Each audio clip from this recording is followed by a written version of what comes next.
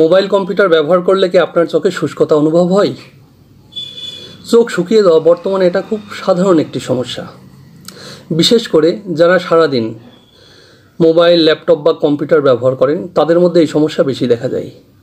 যখন চোখ শুকিয়ে যায় তখন চোখের জ্বালা পোড়া ভাব অনুভূত হয়, চোখ লাল হয়ে যায়, জল আসে, এমনকি দৃষ্টিও ঝাপসা হয়ে যেতে পারে।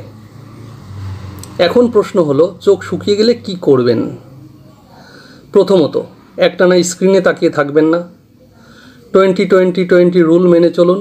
মানে প্রতি 20 মিনিট পর অন্তত 20 সেকেন্ডের জন্য 20 ফুট দূরে তাকান, অথবা চোখ বন্ধ করে বিশ্রাম নিন। দ্বিতীয়ত, শরীরকে হাইড্রেটেড রাখুন। পর্যাপ্ত পরিমাণে জল পান করলে চোখও আর্দ্র থাকে। তৃতীয়ত, কৃত্রিম অশ্রু অর্থাৎ আর্টিফিশিয়াল টিয়ার ড্রপস ব্যবহার করতে পারেন। এগুলো চোখকে আর্দ্র রাখে এবং শুষ্কতা কমায়।